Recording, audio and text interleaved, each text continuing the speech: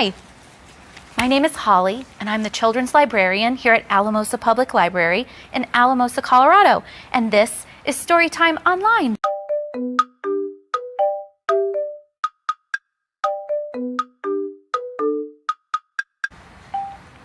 It's time to share a story, a story, a story. It's time to share a story today with birds and birds and more birds and worms.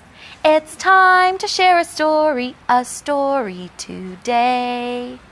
But first, I thought we should go on a walk, a bird-watching walk. I've checked out Alamosa Public Library's Birdwatching backpack, and I thought we could go birdwatch on Alamosa's Oxbow Trail as part of their trail system. Let's make sure we have everything that we need. Going on a bird watch, leaving right away. If we see some birds, we'll stay all day. Did you pack the backpack? Yes, I packed the backpack. Did you bring binoculars? Yes, I've got binoculars. Did you pack the bird book? Yes, I packed the bird book. Going on a bird watch, here we go. Going on a bird watch, leaving right away. If we see some birds, we'll stay all day. Did you bring some water? Yes, I brought some water. Did you bring some sunscreen? Yes, I packed the sunscreen. Did you bring your face mask? Yes, I've got my face mask. Going on a bird watch, here we go. Let's go. I just love watching bird behaviors through binoculars. I brought along Alamosa Public Library's Birdwatching backpack. You can check it out too. We can take turns and borrow it. If you're not in Alamosa, maybe your library has a birdwatching kit of some kind. Let's see what's in ours. It's a nice backpack that I can wear when I go for a birdwatching walk. And inside, there's a folder with all kinds of information inside about birds and where you can find them in our area. So inside, there's a book about birds and where they're located, where they live. There's a map to get you to Alamosa's trail systems here in town. There's also, my favorite part, a bird watching notebook that's for everyone. If you check out a library book, we usually ask you not to use your crayons and pencils and markers to write inside of it. But in this notebook, you can write down the birds that you saw when you went bird watching. It asks you where you found a bird, the name of the bird that you saw. You even can draw a picture. And then you leave this notebook in the birdwatching backpack folder for the next person who borrows it. They can see your drawing and your notes about birds, and maybe they'll see the same bird or a different bird. That way, we can all see how everyone enjoyed the backpack. So there's your folder. Also inside, this is really important, some binoculars in their special case to keep them from getting scratched. And you can open them up, you can wear them around your neck, and you can adjust them so that they work for your eyes. And then when you bring them back to Alamosa Public Library, we'll clean them off for the next person to borrow. Put them back in their special case in the backpack. We also have some crayons that you can use when you want to illustrate any birds that you saw in the birdwatching notebook. And we have some safety equipment. Sunscreen, bug repellent, so that when you're out walking on the trail, you can be comfortable and safe. This is my favorite part of the birdwatching backpack. It comes with a tanager. Tweet, tweet.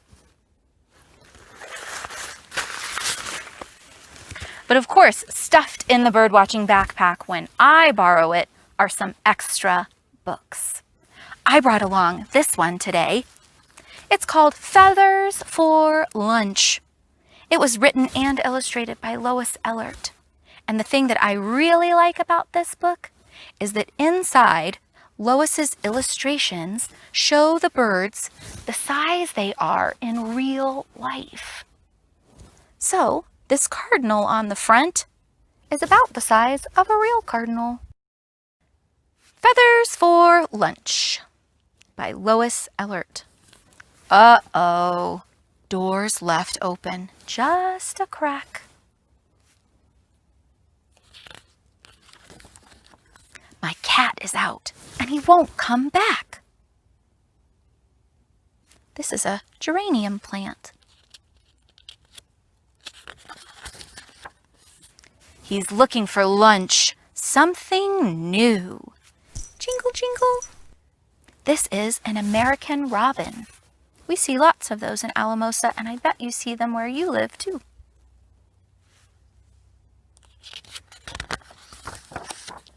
A spicy treat for today's menu. Jingle, jingle. This is a pine tree, and here is a blue jay. This blue jay is calling, Jay, Jay, Jay.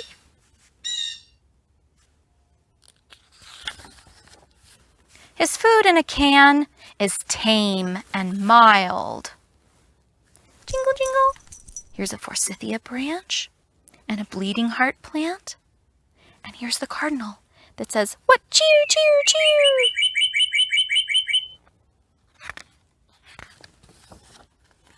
So he's gone out for something wild. This is an apple tree branch, and these are house wrens.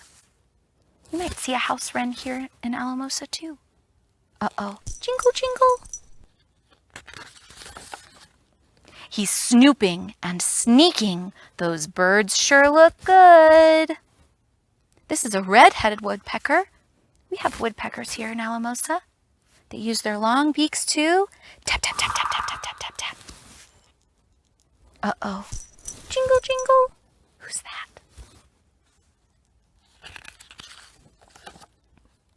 If he could catch one, he'd eat it. He would. Jingle, jingle. There's the red-winged blackbird. We might see one of those right here behind us in the marsh. This is a Rembrandt tulip. But when his bell jingles, birds call a loud warning. This northern oriole is saying, whistle, whistle, chick, chick, chick, in the lilac bush. We have orioles here, a different oriole. Big cat got out early this morning. These are the mourning doves. They say, hoo, hoo, hoo, hoo. Jingle, jingle. But cats can't fly, and they can't soar like a northern flicker. We have flickers here. Jingle, jingle. And birds know what their wings are for. No! The ruby-throated hummingbird is up too high in the petunia plant. Jingle, jingle, jingle, jingle, jingle. So he keeps prowling, hoping to munch a house sparrow or an American goldfinch. Chirp, chirp, squee, squee. But all he catches are feathers for lunch.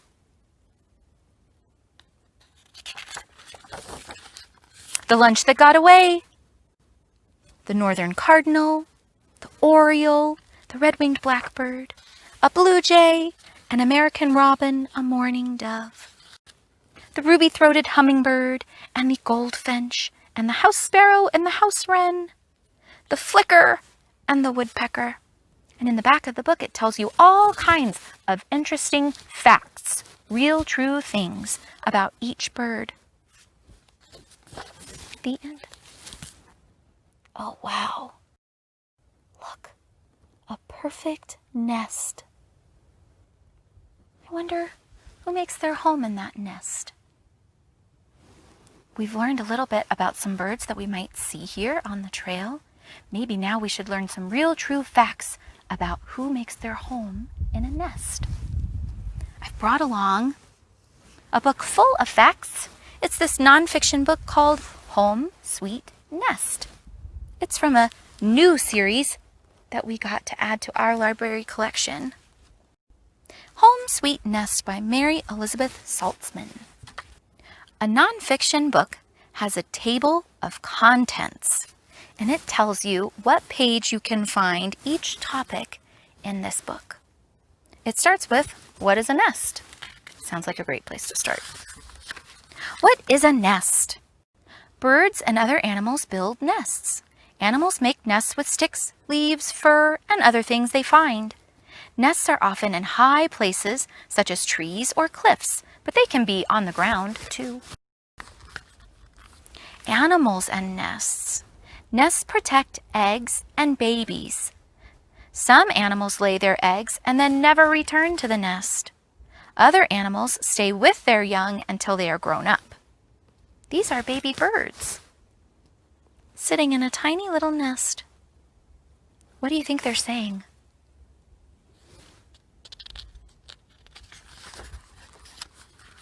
Bald eagles live in nests. Bald eagles build the largest nests of any bird in North America. Their nests are in the tops of tall trees near rivers, lakes, or oceans. That is a much bigger nest than the little nest where the babies were crying.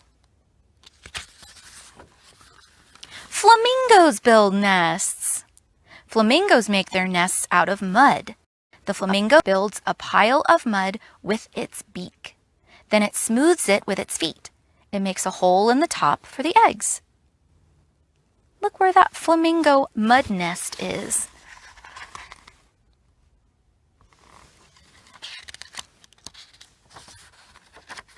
Paper wasps build nests. Well, those aren't birds at all. Did you know that animals other than birds build nests? Paper wasps chew on bits of wood and plants. This makes a thin papery material. Then they use the material to build their nests. Here's another bird. Storks live in nests. Storks build large nests in trees or on buildings. Storks migrate, but they return to the same nest. Look, there's the other one in the nest. Termites build nests. Termites aren't birds either. Termites build large nests. They can be underground or in logs or trees. Some termite nests grow into huge mounds. Masked weavers live in nests. Male masked weavers use grass and other plants to weave nests. Then the females line the nests with grass and feathers. That's a nice partnership. They're working together to build a nest. Alligators build nests. That's not a bird either. Alligators use plants to make nests on the ground. The female alligator lays eggs in the nest. She protects the nest until the babies hatch. The babies leave the nest after they hatch. Off you go, baby alligator.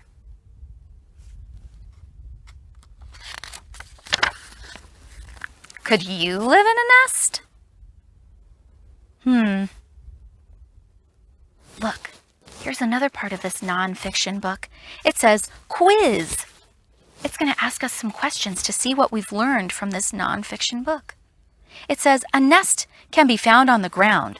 True or false? Can a nest be found on the ground? I remember the alligator and the flamingo. So yes, that's true. Nests can be found on the ground. Number 2, nests protect eggs and babies. Is that true or false? Did the eggs protect any eggs or babies? Yes, that's true. Number 3, flamingos make their nests out of mud. True or false? false. I remember the flamingos. They do make their nest out of mud. That's true. Number 4, termite nests are small. True or false? I remember the termite nest picture in the book. I think they were large, but this says termite nests are small. That's false. Termite nests are large. Number 5, baby alligators stay in the nest after they hatch. Is that true or false? I remember the baby alligators, and our book said that they leave the nest after they hatch. So that's false. Baby alligators leave the nest after they hatch. In the back of this nonfiction book, there's a glossary. It just tells about some of the important words that were in this nonfiction book. So, we've learned a bit about some birds we might see on the trail, from feathers for lunch. We learned about nests and where nests can be. And now I'm thinking about what birds eat. In my backyard, I put bird seed and bird feeders for the birds to eat. But here on the trail, there are no bird feeders. What are these birds eating? Oh, maybe they're eating some berries from berry bushes. Maybe they're eating some bugs or worms. Not feathers for lunch, worms for lunch. I have the perfect book. There are no birds in this book. It's called What About Worms? This is by Ryan T. Higgins. There's Elephant and Piggy. Gerald? Yes, Piggy. I have a new book, but I cannot make heads or tails of it. Why not? Because it is about worms. It is also about time to get reading. What about worms? I am a tiger. I am big. I am brave, and I am not afraid of anything. Except worms. Worms are slimy. Worms like to wiggle, and you cannot tell their tops from their bottoms. Oh, look, flowers. I love flowers. Sniff, sniff, sniff. Wait. Flowers grow in dirt. Worms love dirt. And this pot is full of gulp dirt. What if there are worms in this pot? Phew, there are no more worms. Sigh, but I did break the flower pot.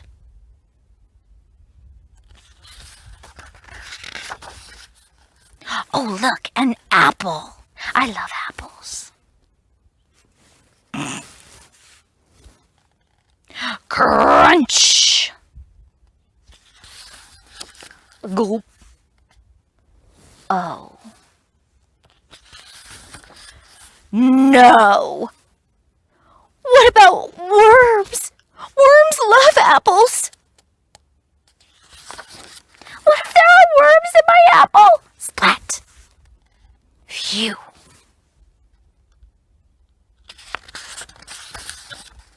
There are no worms in my apple. But now I have no flowers and no apple. Sigh. Worms ruin everything.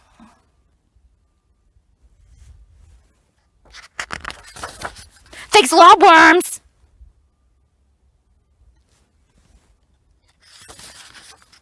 Look out! It's worms! Oh, it is not worms. It is a book. You can learn so much from a book. I love books. Oh no! Gulp. What if it is a book about worms?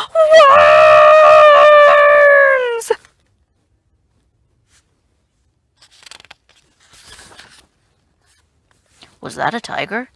I'm afraid of tigers. Me too. Tigers are furry. Tigers like to walk. And you can tell their tops from their bottoms.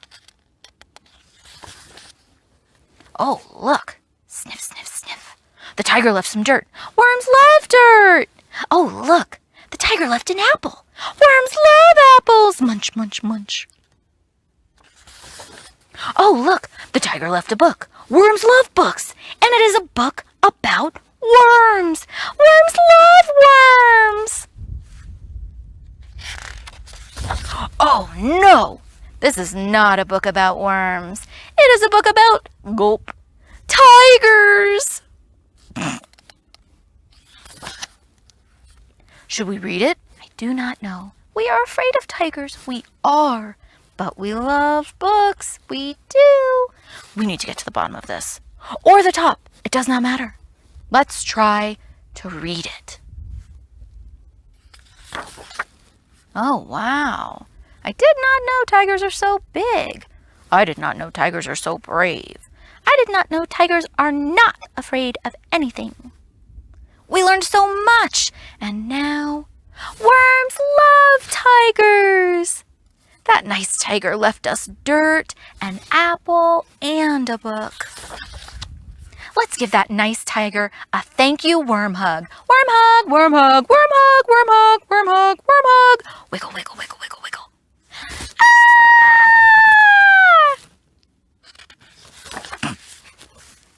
Did you like that story? I did. That book's surprising tale made for a surprising tale. I love a book that worms its way into your heart. Yeah. The end. I think I've scared away all of the birds with my exuberant reading. I think I'm going to just sit quietly and see if the birds will return. While I do that, why don't you take a look at these other titles that you can check out from Alamosa Public Library or your local library. If you decide to go bird watching at Alamosa's Rio Grande Farm Park, or if you explore some of Alamosa's trail system, be sure and give yourself a stamp in your Weekends on the Rio passport. You can also earn a stamp for watching Storytime Online. I'm going to continue bird watching. See you later, alligator, in a wild crocodile. Give a hug, ladybug, blow a kiss, jellyfish. See you soon, sweet baboon, out the door, dinosaur. Take care, polar bear, wave goodbye, butterfly, goodbye. Psst, be sure to like and subscribe for more videos. My name is Holly, and I'm the children's librarian at Alamosa Public Library.